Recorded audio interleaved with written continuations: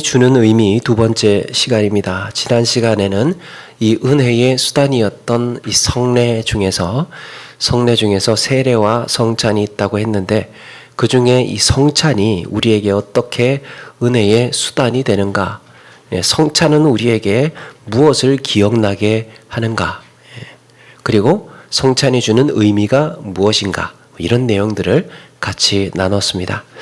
잠시 한번 복습하는 의미에서 성찬이 무엇을 기억나게 하는 것이라고 했습니까? 그리스도의 십자가 고난과 피를 기억나게 한다고 그랬어요. 성찬을 나누는 가운데에 우리가 기억해야 할 것은 그 실체, 사건, 예수 그리스도의 십자가 고난과 흘리신 피를 기억하는 것입니다. 사람이 무언가 먹는다는 것, 이 먹는다는 것은 단순히 음식만을 먹는 게 아니라 그랬죠. 그날의 사건을 기억나게 하는 거예요. 그날의 사건.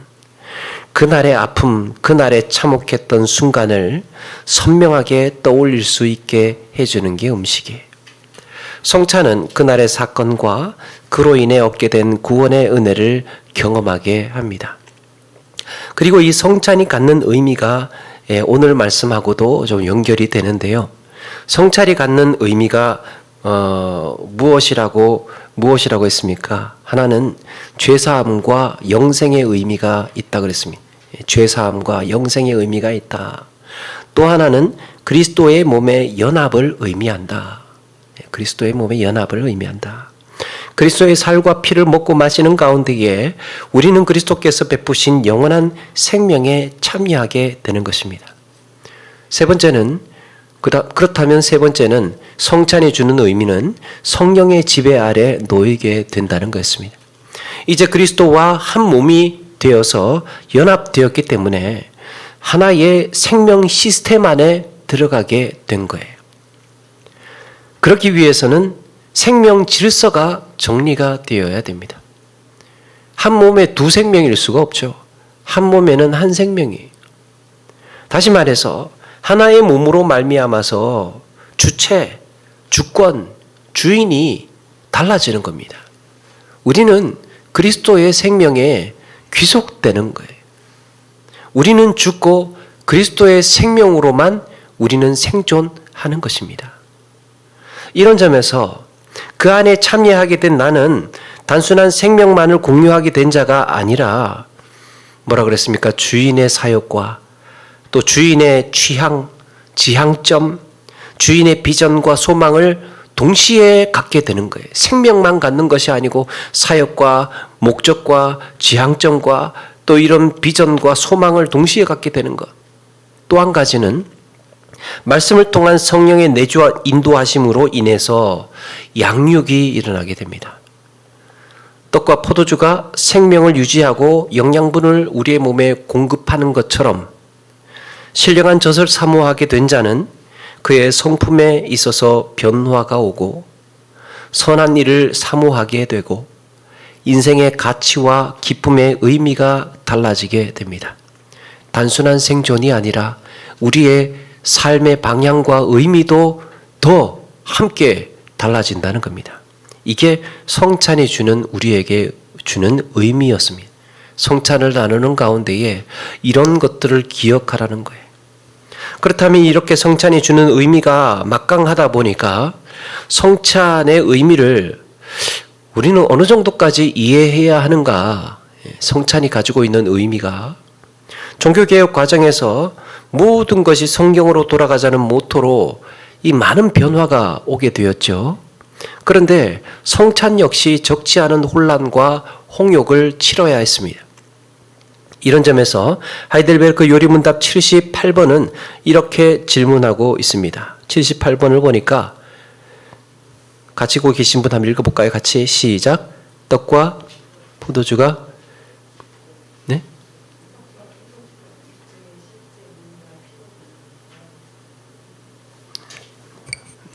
네. 좀 시원찮은 것 같습니다. 네. 떡과 포도주가 그리스도의 실제 몸과 피로 변합니까? 이렇게 물어보고 있습니다. 앞에 나누었던 세례의 의미에서도 우리가 보았듯이 세례가 주는 의미는 세례가 주는 의미가 무엇입니까? 죄를 씻는 의미가 있다고 했습니다. 그런데 사실 죄를 씻는 실제적인 능력은 세례 때 붓는 그 물에 있는 게 아니죠. 물에 있는 게 아니고 그리스도의 피가 우리의 죄를 씻는다라는 거였습니다. 그래서 세례는 그리스도의 피를 가시적인 형태로 보여주는 표에 불과하다. 그거는 그냥 표시라는 거예요. 표. 우리가 회개하고 오직 예수 그리스도의 보혈의 공로로 죄 씻음을 받았다는 것을 이렇게 고백하는 자에게 우리 주님은 성부, 성자, 성령의 이름으로 세례를 베풀라고 하셨습니다. 이게 표시다, 표시. 보이지 않는 은혜를 눈에 보이게 함으로써 더 선명한 믿음의 확신을 갖게 되는 겁니다. 사람이 물로 씻어서 깨끗하게 되는 우리의 이해, 물로 씻으면 깨끗하게 된다는 것을 우리는 경험적으로 알고 있지요. 그것을 수단으로 해서 보이지 않는 은혜가 바로 이렇게 이루어진다, 이렇다라는 것을 세례를 통해서 가르쳐 주는 거였습니다. 그렇다고 해서 세례 때 물을 부으면 어떻게 됩니까? 그리스도의 피로 변화되지는 않죠. 마찬가지로 오늘 질문하는 그 질문이 그거예요. 떡과 포도주가 그리스도의 실제 몸과 피로 변하느냐, 변하지 않느냐. 성찬 역시 지금 우리 눈에 보이지 않는 그리스도의 살과 피가 떡과 포도주라는 눈에 보이는 음식으로 변화되지 않는다는 거예요. 마태복음 26장 26절 이하에 그들이 먹을 때에 예수께서 떡을 가지사 축복하시고 떼어 제자들에게 주시며 이르시되 받아 먹으라 이것은 내 몸이니라 하시고 또 잔을 가지사 감사기도 하시고 그들에게 주시며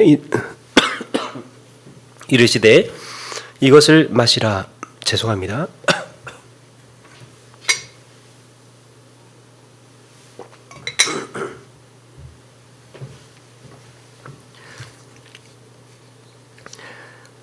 이것을 마시라. 이것은 죄사함을 얻게 하려고 많은 사람을 위하여 흘리는 나의 피 곧 언약의 피니라 라고 했습니다.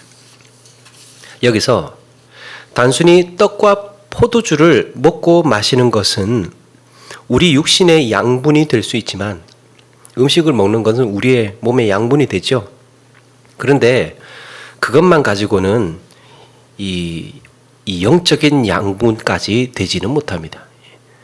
그냥 음식 먹는다고 해서 우리의 영의 양식이 되는 것은 아니죠. 그럼에도 불구하고 이것이 의미 있는 이유가 무엇입니까? 예수님께서 이 말씀처럼 떡을 떼고 잔을 나누시는 가운데에 이게 내 몸이라고 하셨고 이게 내 피라고 약속하셨기 때문에 의미가 있습니다. 이 떡은 내 몸이고 이 잔은 내 피다.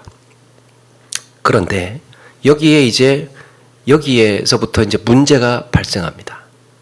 로마 가톨릭 교회는 이 떡은 내 몸이고 이 잔은 내 피다라는 말씀을 문자 그대로 해석을 했습니다. 이게 내 몸이라고 했으면 몸인 거야.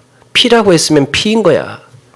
예수님께서 제정하신 성찬을 나눌 때 떡은 예수님의 살로 변하고 포도주는 예수님의 피로 변한다라고 가르쳤습니다. 떡과 포도주가 실제 예수님의 몸과 피로 변한다고 주장을 한 거예요. 이것을 가리켜서 화채설이라고 합니다. 화채, 몸으로 변한다. 육신으로 변한다. 실제 몸으로 변한다.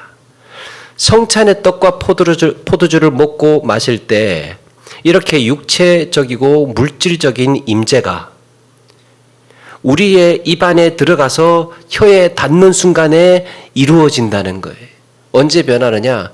우리 입안에 들어가서 혀에 닿는 순간에 예수님의 살과 예수님의 피로 변하게 된다. 이렇게 가르쳤습니다. 정말 사실 이렇게만 된다면 얼마나 좋겠습니까? 이런 생각도 해봅니다.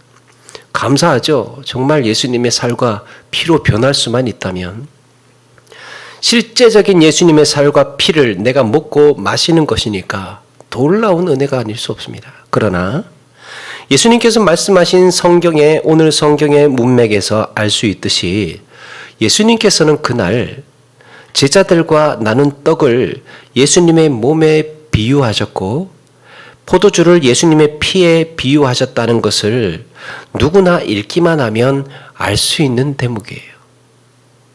그런데 만약에 100번 양보해서 정말 그것이 예수님의 몸과 예수님의 피로 변한다면 어떤 문제가 생기는 걸까? 어떤 성경적인 충돌이 발생을 할까? 어떤 여지를 남기는 건가? 교리라는 게 하나의 문제만 되는 게 아니고 교리가 다 시스템이잖아요. 충돌되는 게 없어야 돼요. 서로 상충하는 부분이 없어야 돼. 그래서 다 이 성경에 있는 문맥과 이걸 문자적으로 볼 것이냐, 비유로 볼 것이냐 다 생각을 하고 보아야 되는 겁니다. 어떤 문제가 발생을 할까? 어떤 문제의 여지가 생길까? 하나는 교권이 극대화될 여지가 생깁니다. 교회의 권한. 그리스도의 몸이 교회이기 때문에 교회가 그리스도의 살과 피를 분여한다라는 논리적인 매우 설득력 있는 논리가 생기게 되는데, 그런가 하면 한편으로는 교회가 구원의 은혜를 관리하는 기관이 되어서 세상을 지배하는 무제한의 힘을 갖게 됩니다. 이게 어떤 거와 비슷하냐 하면 마치 예루살렘 성전의 대제사장이나 사두개인들처럼 성전을 관리하는 자들이 나중에는 성전의 주인 행세를 하게 되는 것처럼, 그러니까 주종이 뒤바뀌게 되는 거죠. 주객이 전도가 되는 거죠. 그래서 교회 지도자들은 은혜의 수단을 혹여나 꼭 그렇다는 것은 아니지만 탐욕의 수단으로 남용 내지는 오용할 수 있는 여지가 생기는 거예요. 틈이 생기는 겁니다. 그걸 이용할 수 있는. 물론 사람이란 어떻게든지 무엇이든지 그렇게 틈을 만들어낼 수는 있지만 이렇게 중요한 교리적인 내용으로 굳이 그렇게 해낼 이유가 없다. 또 하나는 성육신 하신 그리스도의 교리를 약화시키는 결과를 가져올 수 있습니다. 성육신이 무엇입니까? 예수님께서 몸으로 이 땅에 오신 초림을 이야기하죠. 육체로 오신 초림. 예수님의 살과 피를 가지신 육신으로 오신 것은 딱 한 번 일어난 일이에요. 그리고 예수님께서 십자가에 죽으시고 영화된 몸으로 부활하셨습니다. 그리고 하늘에 오르셨던 거예요. 이제는 주님이 다시 오시는 날까지 주님의 몸을 볼 수가 없고 만질 수가 없습니다. 그래서 한 번 성육신 하셔서 단 한 번 십자가에 죽으시고 흘리신 피에 초점을 두어야 하는 것이지, 그 살과 피를 실제로 계속해서 가지고 오면 어떻게 됩니까? 예수님의 부활하시고 승천하신 예수님의 실제 살과 피가 지금 살아가고 있는 현장이 계속해서 임하고 계속해서 변하고 주어지게 되면 어떻게 되는 겁니까? 이것은 이미 영화된 몸을 다시 떡이나 포도주와 같은 피조물로 끌어내리는 일입니다. 창조물로 하나님을, 신을 창조물로 끌어내리는 일이에요. 떡으로 만들어버리고 피로 만들어버리는 예수님의 살과 피를. 우리는 산자와 죽은 자를 심판하러 오시는 주님이 다시 오시기를 기다리면서 성찬을 나누는 거예요. 실제가 다시 오기를 기다리면서 성찬을 나누는 겁니다. 그래서 그 살과 피를 실제로 먹고 마시는 게 목적이 아닌 거예요. 고린도전서 11장 26절에 너희가 이 떡을 먹으며 이 잔을 마실 때마다 주의 죽으심을 그가 오실 때까지 전하는 것이니라. 그가 오실 때까지.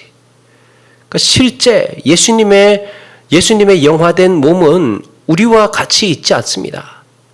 그걸 기억하고 기념하면서 기다리면서 성찬을 나누는 것인데, 이게 살이라고 하고 이게 피라고 하면 어떻게 그가 오신다고 이야기를 할 수 있겠습니까? 그래서 루터 교회는 이 가톨릭의 화채설을 조금 벗어나서 벗어나서 이렇게 주장을 합니다. 루터 교회의 주장은 성찬을 나눌 때 떡과 포도주가 실제로 예수님의 살과 피로 변하는 것은 아니지만 그 떡과 포도주 안에 혹은 함께 연합한다 이렇게 주장을 합니다. 그럼 이 차이가 구분이 되십니까? 화채는 떡 그 자체, 포도주 그 자체가 예수님의 살과 피로 변하는 거예요. 그 존재 자체가 변하는 겁니다. 그런데 루터 교회의 주장은 떡과 포도주라는 그 실체는 그대로 있지만 그리스도께서 떡과 포도주에 실제로 연합이 된다 이렇게 주장을 합니다. 차이가 있죠. 합쳐진다는 거예요. 합쳐져서 떡과 포도주가 예수님의 살이 합쳐져서 하나가 된다 이렇게 주장을 합니다. 이걸 가리켜서 공체설이라고 합니다. 공체. 하나가 된 몸, 연합, 하나가 된 몸, 공체. 떡과 포도주에 그리스도께서 그 안에 함께 있다. 이 함께 있다는 의미 때문에 있을 제자를 해서 공제설이라고도 이야기합니다. 함께 존재한다. 나름 개혁을 한다고는 했지만 아직 가톨릭의 천년 전통을 완전히 벗어나지는 못했습니다. 이에 반발한 종교개혁자 찌빙글리라는 사람이 있습니다. 찌빙글리가 성찬 시에 그리스도께서 임재하시지 않는다. 아예 성찬 시에 그리스도께서 임재하시지 않는다. 임재조차 없다라고 주장을 합니다. 다만 성경의 표현대로 주의 만찬을 기념하는 그냥 식사일 뿐이다. 예수님 생각하면서 식사하는 것 그것뿐이다. 임재는 무슨 임재냐? 이렇게 주장을 했습니다. 임재는 없고 단순히 기념하면서 식사하는 자리다. 이걸 가리켜서 보통 찌빙글리의 상징설이라고 이야기합니다. 화채설, 공제설, 상징설. 그런데 여기에 존 칼빈이라는 종교개혁자가 가만히 보니까 이게 뭔가 좀 빠져있는 것 같았던 모양이에요. 그렇게 너무 가면 조금 곤란한데 이렇게 생각을 했던 것 같습니다. 그래서 표현을 조금 보완을 해서 예수님께서 실제로 임재하시는 것은 아니지만 예수님의 몸과 살과 피로 찾아오셔서 임재하시는 것은 아니지만 영적으로 임재하신다라고 이야기를 했습니다. 그래서 우리는 믿음으로 그분을 먹고 마시는 것이다. 이것을 영적 임재설이라고 합니다. 그러니까 가톨릭에서부터 루터, 찌빙글리, 또 칼빈에게까지 조금씩 변화가 되고 조금씩 개혁이 되고 다듬어져서 성경 전체적으로 성경에서 가르치고 있는 충돌되지 않고 또 얽히지 않는 이런 성찬 교리로 그렇게 다듬어진 것입니다. 성경적으로도 이렇게 하면 무리가 없는 해석이라고 볼 수 있고 예수님께서도 마태복음 18장 20절에 보면 두세 사람이 내 이름으로 모인 곳에는 나도 그들 중에 있느니라. 이게 무엇입니까? 예수님도 그 자리에 영적으로 함께 몸으로 계시지는 않아도 그 자리에 함께 하신다는 말씀 아니겠습니까? 그래서 주의 이름으로 모여서 주의 살과 피를 기념하라고 하신 그 자리, 그 약속의 자리에 주님께서 분명히 영적으로 임재하신다는 믿음은 무리가 없어 보입니다. 누가복음 22장 19절에 예수님께서 이를 행하여 나를 기념하라 그랬습니다. 그 성찬은 예수님을 기념하는 거예요. 고린도전서 11장 24절 25절에도 나를 기념하라 두 번이나 강조하고 있습니다. 나를 기념하라. 여러분 이 기념하라. 기념이라는 말이 무엇입니까? 기념. 반복될 수 없는 사건을 똑같이 재현해낼 수 없으니까 사건이라는 말이 무엇입니까? 동일한 사건이 똑같이 일어날 수 없다는 거예요. 온 인류 역사에서 때와 그 시와 그 때와 그 장소에 단 한 번만 존재하는 일입니다. 그런데 그렇게 다시 재현해낼 수 없으니까 일정한 예식을 통해서 상징적으로 그날에 그분을 기억하는 것입니다. 기념은 그 사건일 수 없는 거예요. 그래서 그때 예수 그리스도와 성찬은 동일할 수가 없는 겁니다. 예수님의 몸은 예수님의 몸이고 떡은 떡인 거예요. 그러니까 어떤 게 실제냐 했을 때 예수님의 몸과 피라는 겁니다. 이것은 아니라는 거예요. 기념이라고 했기 때문에. 예수님의 몸이 실제로 임재하시지 않아도 우리는 믿음으로 그 자리에 주님께서 영적으로 함께 임재해 계시다는 것을 믿을 수 있습니다. 그래서 79번에 그러니까 예수님 이게 왜 중요하냐 하면 가톨릭의 천년 역사에서 다져져 온 교회 교리는요. 예수님의 살과 예수님의 그 성찬을 나눌 때의 떡과 피가 예수님의 살과 피로 변한다는 교리였어요. 이게 기독교인들, 가톨릭이죠. 기독교인들의 심령골수에 젖어 있는 사상이었던 거예요. 그러니까 이 천년의 가르침을 뒤집으려고 하면 얼마나 어려운 문제가 되겠습니까? 그래서 이 질문을 계속해서 하는 겁니다. 그런데 개혁교회에서 이것을 완전히 뒤집은 거죠. 반발을 한 겁니다. 그렇다면 79번에 왜 그리스도는 떡을 그의 몸이라고 하시고 잔을 그의 피 혹은 그의 피로 세운 새 언약이라고 말씀하냐? 지금 이제 말씀드린 요지를 관련이 없다. 지금 제가 그랬잖아요. 예수님의 피는 피고 포도주는 포도주다. 이렇게 이야기를 해서 이걸 따로 떨어뜨려 놓았단 말이에요. 그러니까 이제 이런 질문을 또 한 번 하는 거예요. 그러면 예수님께서 떡을 그 몸이라고 하셨는데 이건 뭐냐? 예수님의 피를 포도주라고 하셨는데 이건 뭘 의미하는 거냐? 이렇게 다시 질문을 하고 있는 겁니다. 다시 말해서 성찬의 떡과 포도주가 그리스도의 실제 몸과 피로 변하는 것이 아니라면 예수님은 왜 이 떡과 포도주를 가리켜서 자기 몸이고 자기 피라고 하셨느냐 하는 질문입니다. 질문에 감정이 좀 낙심한 상태로 보입니다. 찌빙글리는 단순히 기념하는 것일 뿐이라고 하지를 않나. 칼빈은 영적으로 임재한다고 하는데 실제로 잘 와닿는 것 같지도 않고 그리스도의 몸과 피에 참여하는 것 같지도 않은데 이것을 우리가 어떻게 이해하라는 말이냐. 먼저 분명한 것은 예수님께서 말씀하신 떡과 포도주는 자신의 살과 피를 가리킨다는 거였습니다. 이건 분명하지요. 요한복음 6장 51절 이하에 나는 하늘에서 내려온 살아있는 떡이니 사람이 이 떡을 먹으면 영생하리라. 내가 줄 떡은 곧 세상의 생명을 위한 내 살이니라 하시니라. 내 살은 참된 양식이요 내 피는 참된 음료로다. 이걸 보면 정말 예수님께서 떡을 먹으면 그 떡이 영생을 얻게 하는 것 같은, 또 포도주를 마실 때에 예수님의 피를 마시는 것 같은, 이렇게 접목이 될 수 있는 정도로 예수님께서는 이걸 강하게 말씀을 하셨습니다. 그런데 여기서 로마 교회나 루터파 교회에서 주목하지 못하고 있었던 것이 한 가지 있습니다. 앞에서 세례의 본질이 뭐라고 했습니까? 세례의 본질은 예수 그리스도의 피를 가리키는 표라고 했습니다.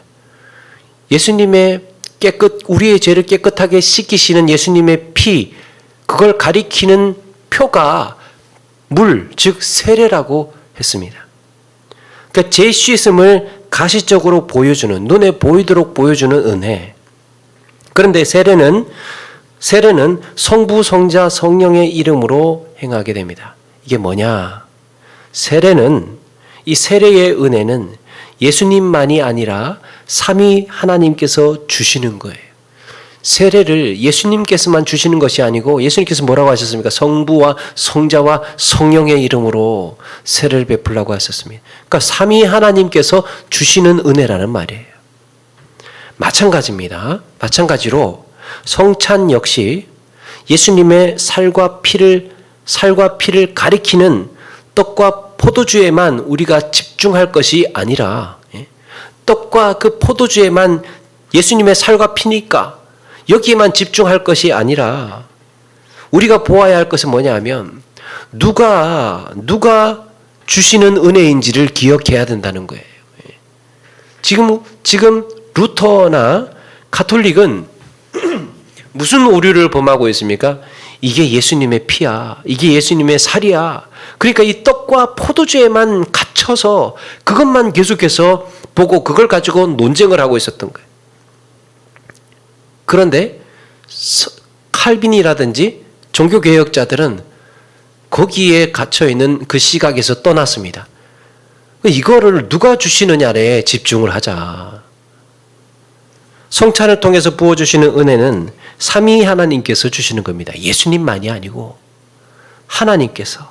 그래서 성찬의 의미를 이야기할 때 이것이 예수님의 살과 피가 변하느냐 아니냐, 얼마나 섞여 있느냐, 여기에 이 떡에 이 포도주에 얼마나 섞여 있느냐, 어떻게 연합을 하느냐 하는데 여기에만 갇혀 있을 것이 아니라 누가 주시는 은혜인지를 먼저 기억해야 된다는 거예요.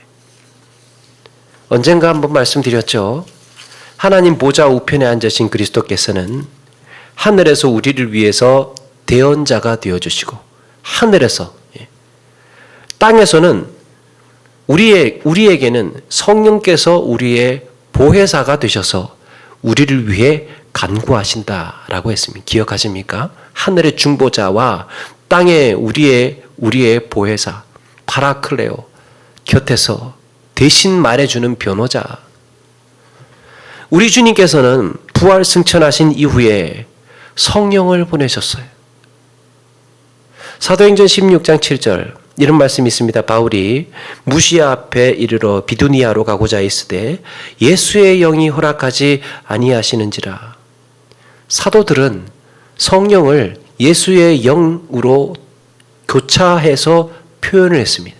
그 성령의 실체가 누구인지를 아는 거죠. 성령은 곧 예수님의 영이에요. 바울은 성령을 가리켜서 예수의 영이라고 했습니다. 로마서 1장 4절에 성결의 영으로는 죽은 자들 가운데서 부활하사 능력으로 하나님의 아들로 선포되셨으니 곧 우리 주 예수 그리스도시니라.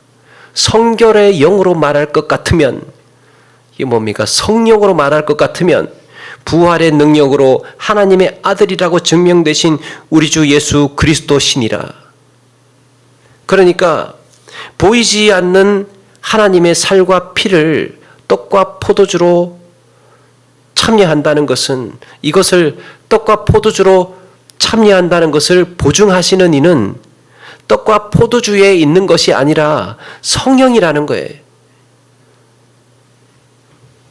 예수님의 살과 피를 보증하는 것은 그 떡과 포도주가 아니래요. 누가 보증하느냐? 성령께서 보증한다는 거예요. 이게 예수님의 살이다. 이게 예수님의 피다. 그러니까 떡과 포도주에 집착할 것이 아니라 이걸 보증해 주시는, 은혜를 주시는 존재가 누구인지를 기억해야 된다는 겁니다. 왜 자꾸 떡과 포도주에 뭔가 자꾸 심으려고 하느냐 말이에요. 거기에 화채설이나 공제설은 떡과 포도주라는 그 실물에 갇혀 있었던 겁니다. 성령의 사역을 간과하고 있었습니다. 성령의 놀라운 사역을 놓치고 있었던 거예요. 성찬을 통해서 은혜 주시는 이는 성령 하나님이에요. 그래서 영적으로 임재하신다라는 가르침이 가장 적합하다고 할 수 있고, 영적으로 임재하신다. 굳이 떡이나 포도주가 실제 예수님의 몸으로 변하거나 그리스도께서 실제로 임재하시지 않아도, 예수님의 실제 몸과 실제 피로 그 자리에 임재하시지 않아도, 변하시지 않아도 충분히 은혜를 주시는데 문제가 되지 않습니다. 성령께서 그 자리에 함께 임재하시고 영께서 주의 영이 함께 임재하시고 보증해 주시기 때문에, 또 은혜를 부어주시는 이는 성령이시기 때문에 녹음되는지 안 되는지 모르겠습니다. 그래서 그 떡이 카스테라면 어떻고 하지 않겠습니다. 그러니까 그 떡의 이 떡이라는 것이 그냥 우리가 먹는 한국의 떡이면 어떻고 서양에서 하는 빵이면 어떻고 그렇다는 거예요. 그러니까 그 떡이 중요한 것이 아니고 떡을 통하여서 약속하신 이가 누구이신가가 중요한 것이고 은혜를 베푸시고 보증하시는 이가 누구이신지가 중요하다라는 겁니다. 성령의 거룩하고 신비로운 사역을 오히려 이렇게 인위적으로 그 떡에다가 또 포도주에다가 그렇게 실제 살이 되어야 하고 피가 되어야 한다는 주장이 오히려 성령의 신비로운 사역을 업신여기는 태도가 될 수 있습니다. 성경에서 말씀하시는 정도까지 가서 거기서 멈춰야 돼요. 더 이상 말씀하시지 않는다면, 더 이상 우리에게 가르쳐 주시지 않는다면 논리적인 나머지 퍼즐을 끼워 맞추려고 애쓰지 말아야 한다는 겁니다. 우리를 위한 예수님의 모든 사역은 이렇게 성령을 통해서 보증되고 지금도 예수의 영이신 성령께서 이루어가고 계십니다. 성령께서 행하시는 사역. 앞에서 말씀드린 그 성찬의 세 번째 의미를 기억하십니까? 성찬의 세 번째 의미가 무엇이라고 그랬습니까? 성령의 지배 아래 놓이게 된다. 성찬이 갖게 되는 의미는 우리가 성령의 지배 아래 놓이게 된다라는 겁니다. 그래서 성령께서 우리에게 은혜를 베푸시고 성령께서 우리의 그리스도인의 삶을 이끌어 가시는 것입니다. 그리스도와 한 몸으로 연합되었기 때문에 하나의 생명 시스템 안에 들어가게 된다라고 했습니다. 그렇다면 성찬을 통해서 은혜를 어떻게 주시는지는 성령께 맡겨야 하지 않겠습니까? 은혜를 어떻게 주시는 겁니까? 말이 되어야 될 거 아닙니까? 논리적으로 이해가 되어야 될 거 아닙니까? 이렇게 우리가 이 인간의 글로 설명으로 우리의 입으로 다 설명을 하려고 하지 말고 성령의 사역은 성령께 맡기는 거예요. 성령이 하시는 일은 성령께 의지하는 겁니다. 그래서 우리는 이렇게 되묻지 않아도 되는 거예요. 예수님, 우리가 나누는 떡과 포도주가 예수님의 살이 되고 피가 되어야 하는 것 아닙니까? 만약에 예수님께서 이 자리에 우리와 함께 계시다면 정말 궁금했습니다. 예수님 한번 이런 거 여쭤보고 싶었습니다. 떡과 포도주가 예수님의 살이 되고 예수님의 피가 되어야 되는 것 아닙니까? 헷갈렸습니다. 예수님 그렇다면 실제로 그 떡과 잔에 임재하셔서 연합이 되셔야 되는 것 아닙니까? 그래야 우리가 나누는 떡과 잔이 의미가 있는 것 아닙니까? 이렇게 묻지 않아도 된다는 거예요. 예수님께서 우리와 함께 계시다면 여러분 예수님께서 뭐라고 하시겠습니까? 연합되는 게 아니고 이미 너희는 성령으로 말미암아 나와 연합되어 있다. 떡으로 연합될 것이 아니고 우리의 몸과 이미 연합이 되어 있습니다. 너희는 나와 이미 한 몸이고 한 생명이다. 맞습니까? 떡과 잔을 나눌 때마다 그 사실을 기억하는 거예요. 그 사실을 더 확실하게 기억하라는 겁니다. 예수님의 살아있는 몸을 먹어야 우리가 한 몸인 게 아니고 이미 우리는 한 몸인 거예요. 예수님의 포도주를 마셔서 우리의 입으로 들어가는 순간 예수님의 피로 바뀌어야 우리가 수혈이 되어서 이 예수님의 몸으로 변화되어 가는 게 아니잖아요. 이미 우리는 예수님과 한 몸이 되고 하나가 연합이 되어 있다는 겁니다. 성령께서는 떡과 포도주가 아니라 이미 내 안에 임재해 계시는 줄로 믿습니다. 이게 성경에서 가르치고 있는 우리에게 가르침이. 그리고 말씀으로 성령의 은혜 가운데에 이미 양육되고 있습니다. 그 생명의 떡과 잔을 먹음으로 인하여서 이 떡과 잔을 성찬을 함으로 인해서 우리가 잘하는 게 아니라는 거예요. 이미 잘하고 있습니다. 잘하고 있다는 것을 기억하라는 거예요. 그래서 성찬의 완성은 성령께서 이미 내 안에 임재해 계심을 확신하는 것입니다. 성찬의 완성. 우리가 할 일은요, 성찬을 기념하는 가운데에 이제는 육의 양식뿐만 아니라 영의 양식을 공급받으며 은혜를 사모하며 자라가는 것입니다. 지난번에 성찬을 나누었을 때보다 얼마나 내가 자라 있는가. 우리는 성찬을 행할 때